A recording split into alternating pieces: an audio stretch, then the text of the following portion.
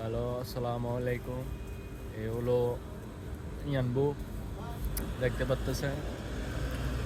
এ হলো দোকান, সবজি দোকান। অনেকে আছে এখানে বাংলাদেশি কাজ করে। হ্যাঁ, দেখতে পারতেছেন।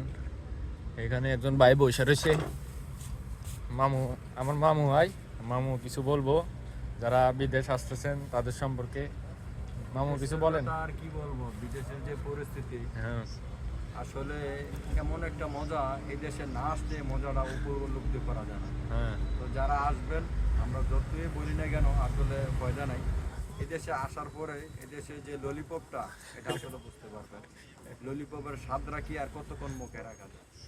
তো আপনারা আসুন, দোয়া করি যাদের বিশেষ করে যারা ইচ্ছা আছে বিদেশ। প্রবাসে লোকেরা যারা কিছু বাস্তবতা তুলে ধরে বলে যে বিদেশের পরিস্থিতি, যে আপনারা যারা দেশে ভালো ছিলেন বা ভালো আছেন তারা বিদেশে আসার দরকার নেই। যারা এগুলো শোনার পরও যে না বিদেশে আসবো, ললিপপ খাবো, তো আমি তাদের উদ্দেশ্যে বলবো আপনারা বিদেশে আসেন। আসার পরে এই জায়গার ললিপপ আর এই জায়গার মজাটা আপনারা খাওয়ার পরে বুঝতে পারবেন বিদেশের মজাটা কি। তো সবার আসলে ভাগ্য একরকম না, অথবা কারোর ভাগ্য ভালো হতে পারে, কারোর ভাগ্য খারাপ হতে পারে। তারপরে বিদেশে আসলে বুঝে শুনে আসবে।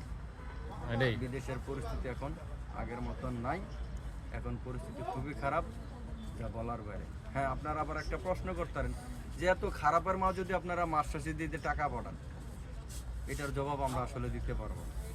কারণ কি, আমরা এই দেশে আসছি টাকা নষ্ট করে।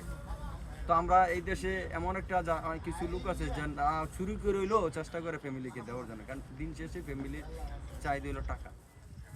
তো এই জন্য এই দেশের মানুষ নিজে না খাইয়েও পরিস্থিতি এমন পর্যায়ে থাকে, কি বলবো, মানুষ এখন রাস্তা টোকাই হইলো নিজে না খাই হলে দেশের ফ্যামিলিকে টাকা পাঠানোর চেষ্টা করে, কি আইসা গেছে ফাইসা গেছে বা ঋণগ্রস্ত হয়ে গেছে এই ক্ষেত্রে। তো যাক, সবাই টাকা পয়সা নষ্ট না করে, আমি মনে করব যদি যারা দেশে ভালো আছেন এই টাকাটা ইনভেস্ট করেন ভালো একটা ক্ষেত্রে, নিজেও কর্ম করেন, দেখবেন ভালো কিছু করতে পারবেন। যারা যদি ভালো কোনো রাষ্ট্র পান, যে ওই রাষ্ট্রে গেলে আপনি কিছু করতে পারবেন নিজের জন্য, ফ্যামিলির জন্য, তাহলে জানা। এটা আমার তাদের জন্য কথাগুলো। সবাই ভালো থাকুন, সুস্থ থাকুন, আল্লাহ সবার রিজিক ভালোভাবে রাখুন। আল্লাহ। আসসালামু আলাইকুম গাইস। তো শুনতে পাইছেন মামু কি কইছে। তো তো যারা আসবেন জেনে শুনে আসবেন বিদেশ। তো রাখি, আসসালামু আলাইকুম। বিদেশ আমার মামু কিছু বলবে সবার উদ্দেশ্যে। দেশে পড়ালেখা দেশও কিছু করেন ভাই, জীবন শেষ।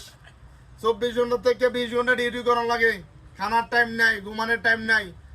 বছর একটা ঈদ গেছে ভাই, আল্লাহর দোয়া বিশ্বাস করবেন ভাই, ওয়াল রব্বিল কাবা সুকমিন আল্লাহ ফুকমিন আল্লাহ ভাই।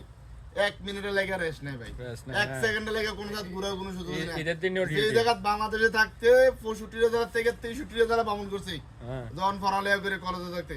আর সৌদি আরবে জীবন সব শেষ ভাই। দেশে থাকেন, পড়ালেখা করে দেশে কিছু করেন, দেশে 20,000 টাকা কামাই করা, বিদেশে 1 লাখ টাকা কামাই করা। আমার ভাই দেশে অনেক ভালো ছিল, বিদেশে ফাইসা গেছে। মামু মামু মামু মামু মামু আমার মামু। হ্যাঁ, ঠিক আছে।